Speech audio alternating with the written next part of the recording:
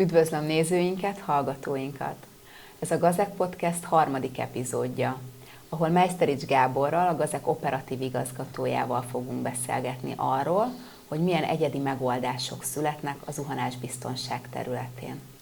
Gábor, nálatok hol válik el az egyszerű eszközeladás a megoldás szolgáltatástól? Hát igazából minden esetben, tehát a legegyszerűbb, legkisebb megkeresésnél is erre törekszünk. A legnagyobb értékünk vállalati szinten úgy gondolom az, hogy nem egyszerű vevőkiszolgálás folyik nálunk, hanem szakkereskedőként, gyártóként vagyunk jelen, ezáltal mindig komplexen rendszerbe gondolkodva szolgáljuk ki a partnereinket, akkor is, ha csak védőeszközről van szó. Nagyon fontos, kiemelt érték számunkra, hogy amit ajánlunk, az fedhetetlen legyen. Figyelembe véve a magyarországi jogszabályi szabványi környezetet, illetve akár külföldi, nemzetközi, európai szinten is, mert hát tudjuk, hogy nagyon sok cég dolgozik más országokban ezekkel az eszközökkel.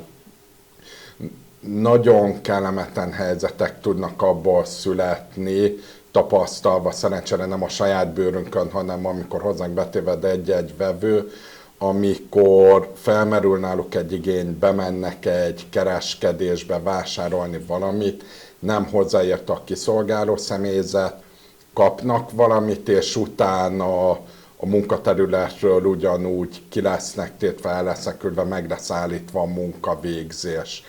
Ezért nagyon fontos, amit mindig ki szoktunk hangsúlyozni, hogy ez nem egy egyszerű dolog, hogy nekem kell egy lábbeli, ahol egy az egybe feketén-fehéren meg tudják írni, hogy egy S3-as munkavédelmi bakancsra van szükség, ami feleljen meg az ISO 20345-ös szabványnak. Itt nagyon sokszor még attól is függ, hogy milyen eszközt használjunk, hogy épp a munkafolyamat melyik fázisában vagyunk, hogy mit csinálunk, hogy menet közben hogy változik, és lehet, hogy folyamatosan igazítanunk kell hozzá a felhasznált rendszert. És ebből kifolyólag is fontos az odafigyelés, és hogy komplexen legyen gondolkodva.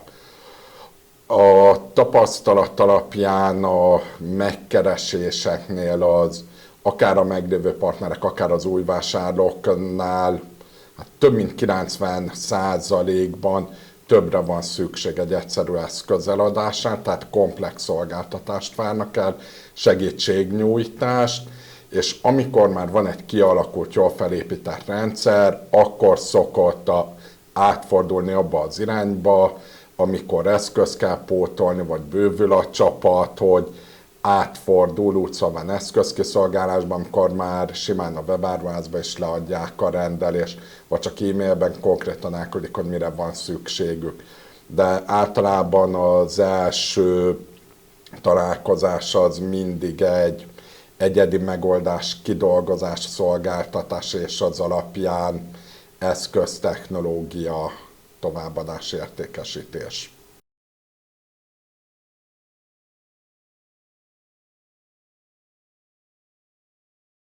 Ezek alapján, hogyha jól gondolom, akkor egy egyedi megoldásnál azért nagyon fontos, hogy ismerjétek a helyszínt is. Tartotok-e helyszíni bejárásokat? Hogyan kell elképzelni egy ilyen helyszíni bejárást, felmérést nálatok? Igen, szoktunk nagyon sok esetben a vásárlóinkat főként két területre tudnám elkülöníteni.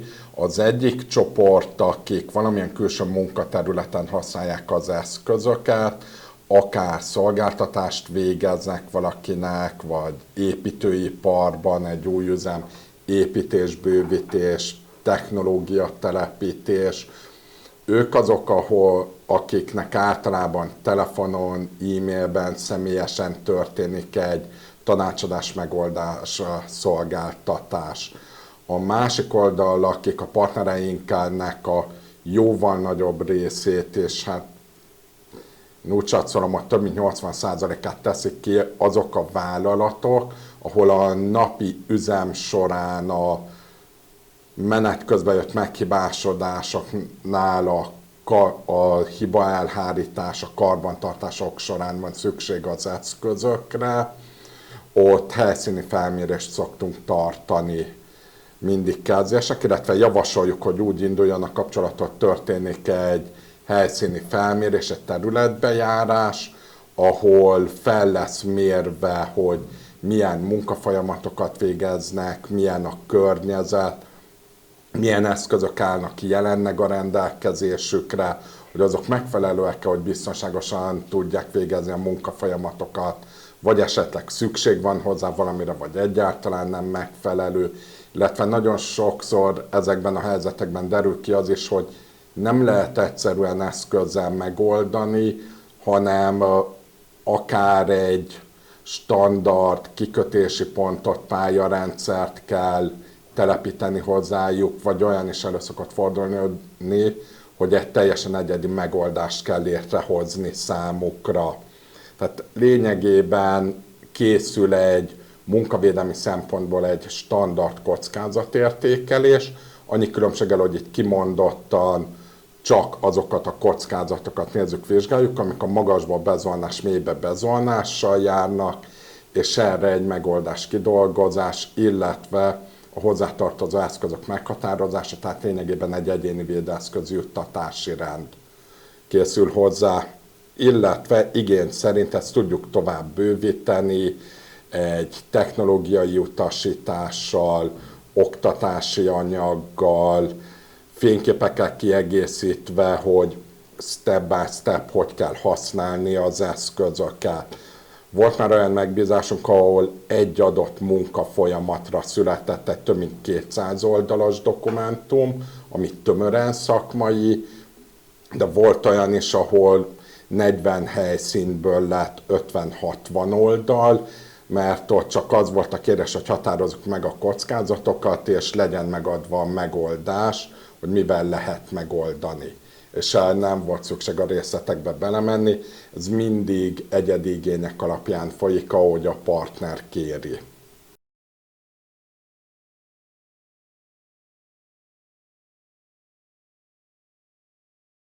Az teljesen világos számomra, hogy mindig az adott vállalatra szabjátok ezt a megoldást. De mennyire szükséges ezeket a megoldásokat testre szabni, vagy vannak esetleg standardizálható eszközök is ebben a tekintetben? Itt megint csak kicsit ketté válik a dolog, és ketté választanám. Az egyik, amikor meg tudjuk oldani szimplán egyéni védőeszköz használatával a dolgot, akkor ott, ha maga a rendszer, ahogy a lezuhanásgátoló rendszer fel fog épülni, egyedi is, vagy meg kell adni, hogy hová rögzítse magát, hol rögzítse magát, de azok azért standard polcos, tehát mindig úgy nevezzük egyszerűen, hogy polcos termékekkel, tehát egy kész, gyárilag tanúsított, leveszünk a polcról, összerakjuk a szükséges alkatrészeket, és egy használható rendszert kapunk, amit tudnak használni a munkavállalók. A másik oldal az, amikor erre nincs lehetőség. Ezek főként olyankor lépnek be, amikor nincs olyan rögzítési felületem, szerkezeti elemem, ami ezt ki tudom magam biztosítani, és szükséges egy kikötési pont, vagy egy lezuhanásgátló pályának a telepítése. Ezek abszolút egyediek mindig minden esetben. Ebből is hoztunk létre már standard dobozos csomagokat, ahol meg van határozva, hogy pontosan milyen felületre, milyen hosszan, hogy egyenes vonalvezetéssel vagy kanyarral meg lehet vásárolni, fel lehet szerelni a pontos utasítás alapján, de ilyenkor azt nagyon nagy szükség figyelembe venni, hogy maga a folyamat, a telepítés, a rögzítés, az mindig annak a felelőssége, aki ezt telepíti, meg hogy jó helyre teszi-e, jól teszi-e, lehet-e oda egyáltalán tenni. A másik oldalait pedig, amikor egy az egybe a teljes szolgáltatást tőlünk kérik. A leggyakoribb az jelenleg nálunk, illetve a mi partnerkörünknél, hogy komplexen kérik, tehát nem csak egy rendszert, hanem tervezések kivitelezéssel együtt. Erre főként azért van szükség, és talán szerencsések is vagyunk, hogy ilyen a partnerkörünk, mert mögé látnak már annyira a szakmának, és megértik, hogy ez nem egy standard dolog, amit én bármikor bárhova tehetek. Hát hiába van nekem egy szabványmegfelelő jó rendszerem, hát vegyük például nálunk is a legtöbbet eladott a GZK RR01-es rezonásgátló rendszer, mi egy standard lapos tetőre telepíthető acélsorronnyal szerelt rezonásgátló rendszer, de hogyha az nem megfelelő rögzítőeleme, vagy nem megfelelő felületre lesz telepítve. Ez mindig egyedi. Vannak nagyjából határok, amiben be lehet férni egy alapeszközzel, de annak függvényében, hogy itt milyen a rögzítési felület, hogy ezt tegyük fel vasbeton. Ha vasbeton, akkor milyen minőségű az a beton, hogy ez tömör vagy körüreges panel, mi a vastagsága, milyen rétegrend kerül rá, változik folyamatosan a rögzítés típusa. A pontoknak a talpkialakítását se lehet úgy megcsinálni, hogy mindenre jó legyen. Tehát ott is sok esetben alakítani kell az alapján, hogy milyen ez a felület. És akkor itt még csak nagyon egyszerűen, anélkül, hogy belemennék a részletekbe, beszéltünk egy vasbetonról, de ugyanígy lehet beszélni egy trapézlemezről, hogy ott is milyen alapanyag, ha acél, ott annak is milyen minősége, milyen vastagságú, mi a borda magasság, az is befolyásolja a merevségét, hogy ahogy az acéllemez fel van helyezve és lerögzítve, ott megvan, hogy azt melyik részére rakhatom, mennyire közel kell tenni az alap rögzítő elemeihez a traplemeznek, vagy hát mennyire teltem távol beljebb.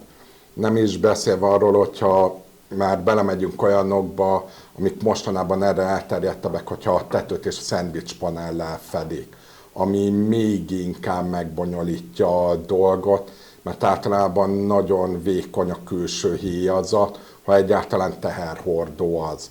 Tehát mindig más-más, nagyon sok kérdés felvetődik, és ezért nagyon fontos, hogy már az elejétől, tervezéstől fogva legyen bevonva olyan ember, aki átlátja a dolgot, és tud az ilyen felmerülő problémákra megoldást adni, megoldást szolgáltatni.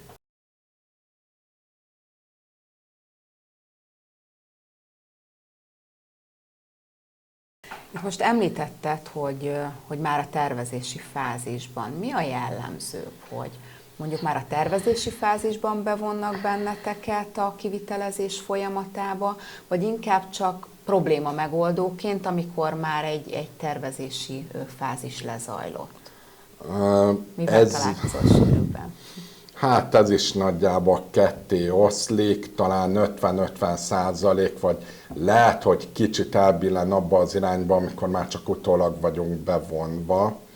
Azonban én a másik oldalra kezdenék, hogy szerencsére vannak olyan helyek, ahol az elejétől fogva be vagyunk vonva a tervezésbe, szakági egyeztetésekbe, és úgy születik egy közös megoldás, ami utólagosan jó lesz a felhasználónak, esetlegesen már kivitelezés során is használható.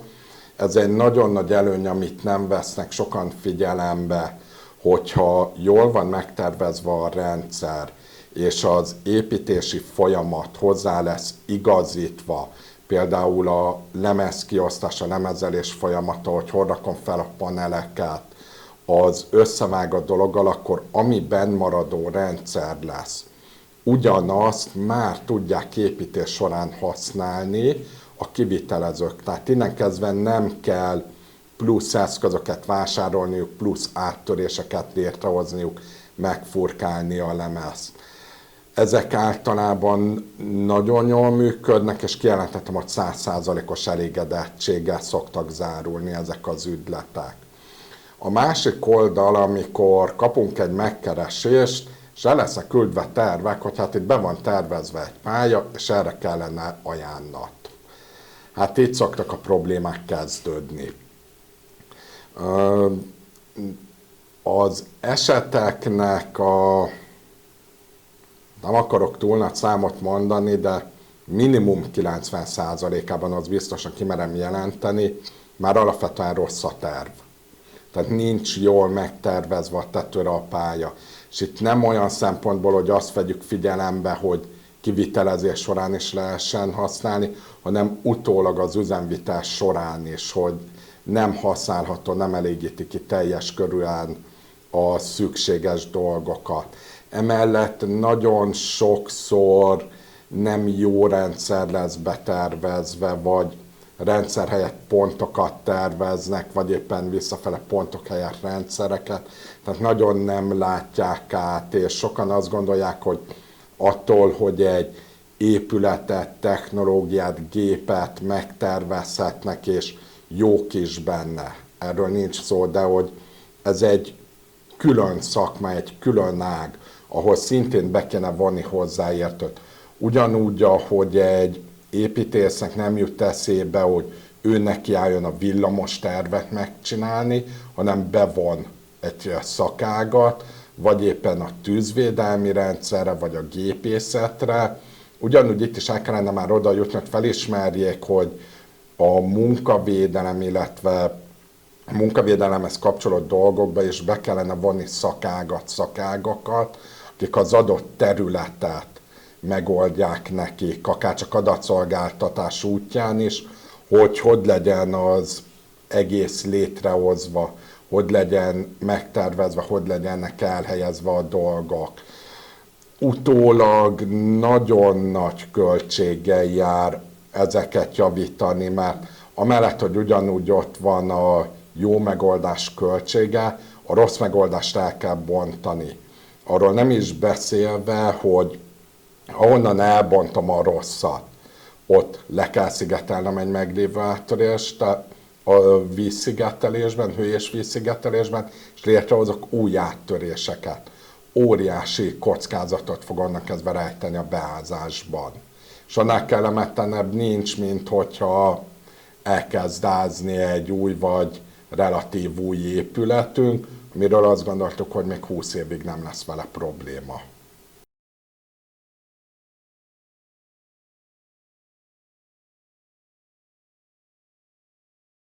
És vannak olyan tipikus hibák, hiányosságok, amelyekkel ilyenkor találkoztok? Vannak, ezt is nagyon sokáig tudnám sorolni. A leggyakoribb hibák közé talán azt tudnám sorolni, amikor nem jól van a vezetés, tehát az adott kockázati zónához túl közel van, tehát belelóg, vagy éppen túl távol van, és ezáltal, ha biztosítom is magam vele, az ingatás kitérési szögek miatt nem működik a rendszer. Ez egy tipikus mindennapos probléma, hogy nem lesz kivezetve a kilépési ponthoz, hogy abban nem gondolunk bele, hogy oké, hogy a tetőt nekem be kell járni, én a tetőre valahogy fel is jutok. Ez általában egy valamilyen külső feljáró létra. Ha én felmegyek a létrán és ott kilépek a tetőre, nekem egyből kell tudnom magam biztosítani. Ha én ezt a rendszert 2-2,5 méterre viszem a tető szélétől, ez pont az, amit a jelen jogszabályok meghatároznak, mint kockázati zóna.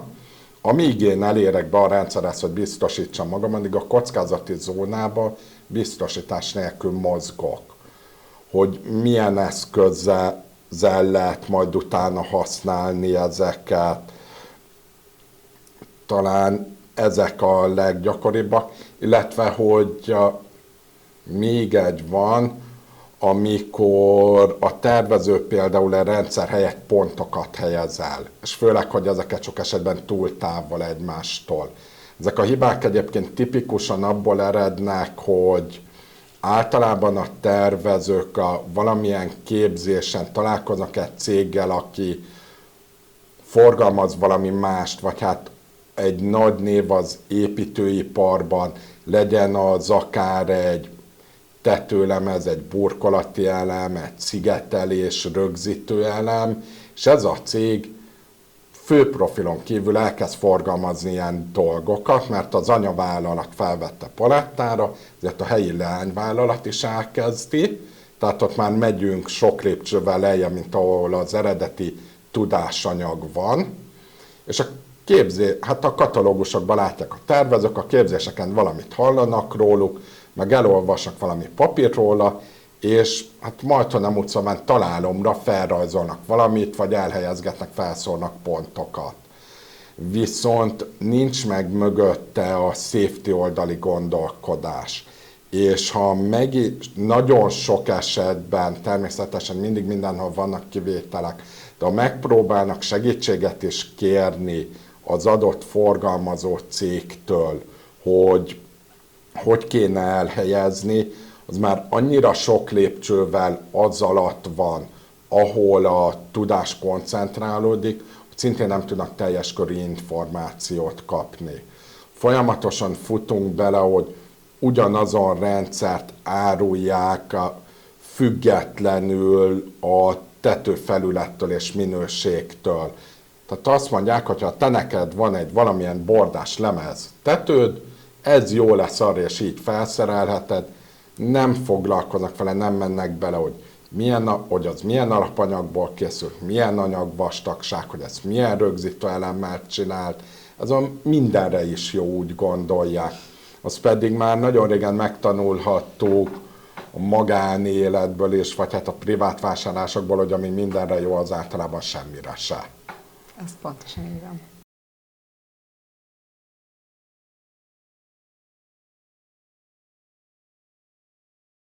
Minél többet mesélsz, annál inkább érzem, hogy azért jó néhány projekten túl, és talán nem csak én érzem így, hanem a közösségünk is hasonlóképpen gondolja. Van esetleg olyan projekted, amit kiemelnél, ami akár izgalmasabb, vagy valamilyen szempontból különlegesebb projektetek volt? Van-e személyes kedvenced? Van általában mindenben. Hát az ilyen rendszereknél, hát eleve gyűjtőkategóriaként is az egyedi rendszerek a kedvenceim, amik nem standardok, gyárilag szabvány megfelelők, hanem amikor teljesen egyedileg kell valamit létrehozni, megalkotni egy új dolgot, és ezek közül is tehát nagyon sok ilyennel találkozunk, már nagyon sok különbözőt kellett létrehozni, de talán a legnagyobb kihívása elsőre, mert abból is azóta már készült több, illetve a leginnovatívabb az volt, amikor egy cégnél a termékgyártás során fel kell menni a termék tetejére bizonyos folyamatokat végrehajtani, ilyenkor körülbelül 4 méter magasságban mozog az ember. Egy elég nagy termékről beszélünk, amit gyártanak, és ezt daruval mozgatják a különböző fázisok között. Ez már az utolsók között van, amikor a tetejére fel kell menni. És hát az embert valahogy biztosítani kellett, hogy onnan ne tudjon leesni. Azonban felső pontot nem tudtunk fogni, mert ez hiába egy beltéri rész, miután egy az egybe daruzott a csarnok, ahogy a daru így mozog, ha valamit fölé telepítek, akkor útba van neki. Tehát innen kezdve úgy kellett megoldani, hogy amikor a termék is oda lesz rakva, vagy felemelve, elvive, mert kész van a folyamat, akkor nem lehet felette semmi, de amikor munkát végeznek rajta, akkor kellett, hogy lehessen biztosítani, és emellett olyan sűrűn vannak munkaállomások, munkafolyamatok, hogy nem lehet úgy nagyon köztük mozogni, hogy akár egy valamilyen ellensúlyos rendszer legyen használva, amit oda lehet tenni, és arra biztosítsa magát az ember, és ha nem kell, elrakja a daru targonca valami. És itt jött az az ötlet, hát nagyon sokat gondolkozunk rajta így bent cégnél a teljes állománnyal, és született egy olyan ötlet, egy olyan tartószerkezeti elem, ami lényegében elforgatható. Tehát amikor be lett darúzva a termék, akkor teljesen falsikra be volt fordítva, le lett rakva, és miután a daru le lett kötve és elment, akkor ki lett fordítva a szerkezet, ami benyúlt a termék fölé, tudta magát róla az ember biztosítani, majd amikor kész volt, ki kellett darúzni, akkor megint be lehetett fordítani falsikra, és nem volt útba. És ez az egész a szerkezet úgy lett létrehozva, hogy teljesen mechanikus a működésű, tehát nem vittünk bele villamosságot, viszont a több tonnás acéltartó szerkezetet egy ember könnyedén tudja forgatni, mozgatni egy karral.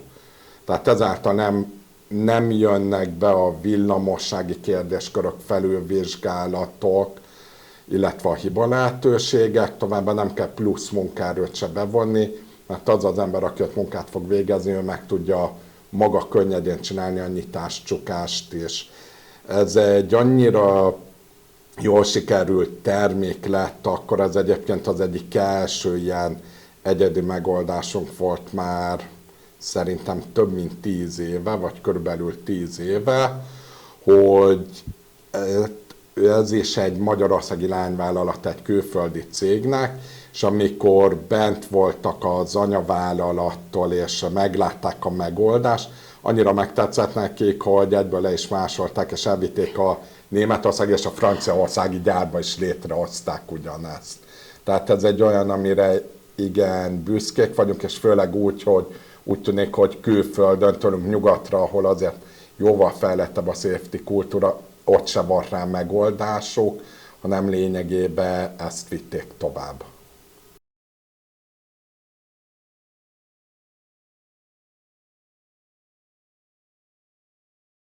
Az egyértelmű és teljesen világos, hogy ezek nagyon egyedi és nagyon speciális megoldások, de innentől kezdve én úgy gondolom, hogy minden bizonnyal a használatuk sem teljesen egyértelmű és magától értetődő. Nyújtotok ebben valamilyen segítséget, oktatjátok esetleg a felhasználást, hogy hogyan tudjátok azt biztosítani, hogy a munkavállalók a munkakörnyezetben ezeket az eszközöket vagy kiépített rendszereket megfelelő módon használják? Igen, nagyon fontos számunkra, tehát egyébként a rendszerektől függetlenül, és mi nagyon támogatjuk, és mindig hangsúlyozunk az edukáció lényegét, fontosságát, és különösen a rendszereknek, miután nem egy mindennapos, tehát egy átlag munkavállaló akkor találkozik vele, ha valahol létre lesz hozva. Innen kezdve nagyon fontos, hogy az elejétől fogva megismerkedjen vele. Mi egy eléggé projektszemléletű cég vagyunk, de ezeknél a rendszereknél érthető is, mert a tervezéstől elkezdve a kivitelezésen át az egészet úgy egy keretbe kell foglalnunk, hogy minden simán menjen, nem beszélve a nagyon szigorú munkavédelmi szabályozásokról, amiket tartanunk kell, és amiknek meg kell felelni, hogy az a végén jó legyen. És ezekben a projektekben mindig minden alkalommal bekerül az is már alapvetően, hogy amint megtörtént a kivitelezés, a műszaki átadás átvételnek része az, hogy lezajlik egy oktatás, egy használatbemutatás, és nem csak annak, aki átveszi a projektet, hanem a munkavállalók részére, akik használni fogják.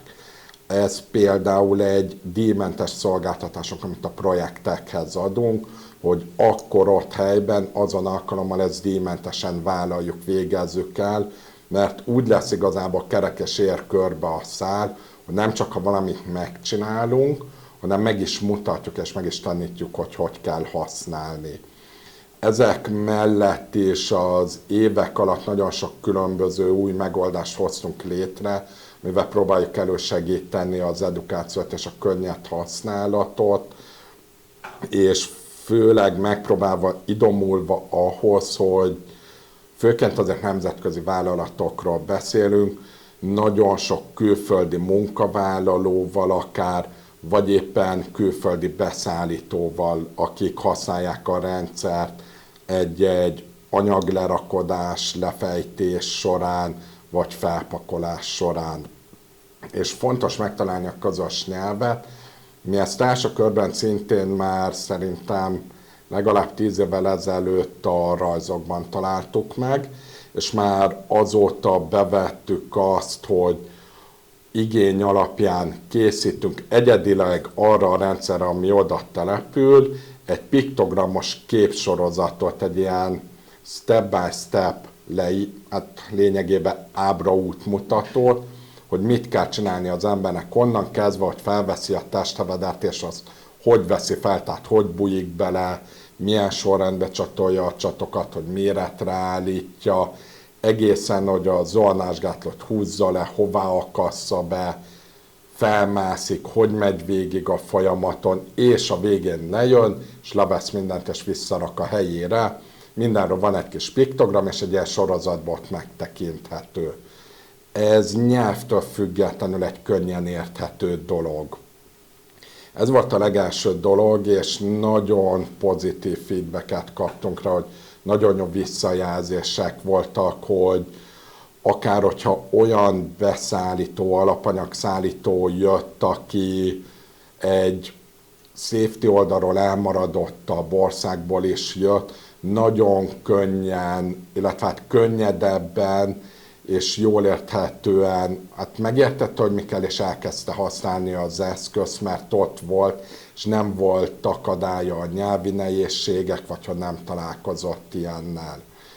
És néhány évvel ezelőtt, hát ahogy nyílik ugyebár erre jobban az IT világa, a lehetőségek online is, illetve a legfontosabb, hogy a munkavállalók is, amint úgy változnak a partnereinknél, hogy egyre inkább digitalizáltak, okostelefon használat, mobil internet, átfordultunk már egy olyan dologra, hogy a piktogramos tábla mellett akár olyat is vállalunk, hogy az azonosító táblán, amit tehát kötelezően el kell helyezni az egyedi azonosítókat a rendszereken, ott elhelyezésre kerül egy QR kód is, amit ha a munkavállaló vagy aki ott van beolvas, az tovább viszi egy online tárhelyre, ahol van egy teljes videó, ami egy valós felvétel arról, hogy kell használni ezt a rendszert.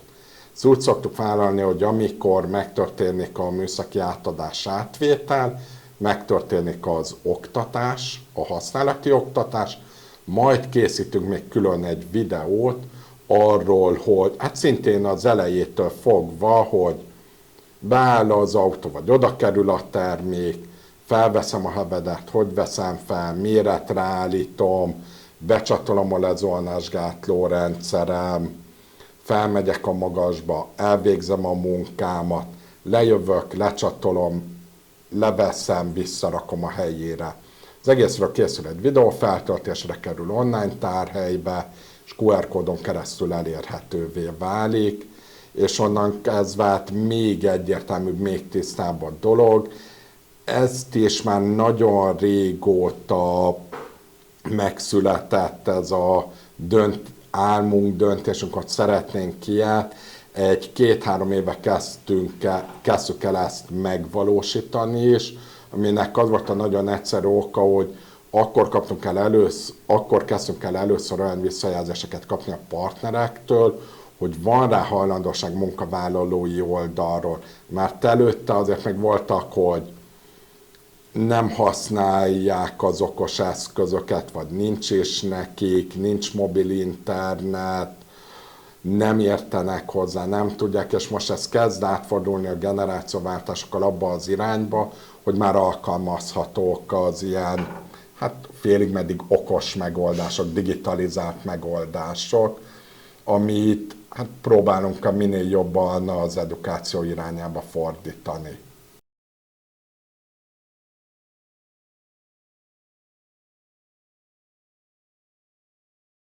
Afelől nincsen semmi kétségem, hogy ezek a kiépített rendszerek minden bizonnyal nagyon biztonságosak, sőt, hát annak is kell lenniük. De hogyan biztosítjátok azt, hogy ez így is maradjon? Ez azért egy nagyon fontos kérdés lehet a közönségünk szempontjából is, hogy Hogyha kiépítetek egy ilyen rendszert, és ezt használatba veszik, nyilván hosszú távon szeretnék ezt használni. Hogyan tudjátok biztosítani a hosszú távú biztonságos használatot? Több irányba közelíteném meg a választ szintén. Újra? Szinte, igen, ha csak ilyen kérdéseket sikerül kapnom. Az egyik az maga már az alapfolyamat, tehát hogy mire az elkészül, amikor átadjuk az átadási dokumentációt, az egy nagyon alapos, részletes dokumentáció, amit nagyon sok minden háttér ellenőrzést, mintavételezést tartalmaz. Tehát nem csak odaépítünk valamit, hanem már mi magunk is ellenőrizzük azt, amit odaépítünk, hogy az valóban úgy történt, és többszörösen. Azért lássuk be, hogy bár ezek a rendszerek nem számítanak egyéni védőeszköznek, de a rendszereknek, a lezuhanásgátló rendszernek szerves része, amik 3-as kategóriás védőeszközök.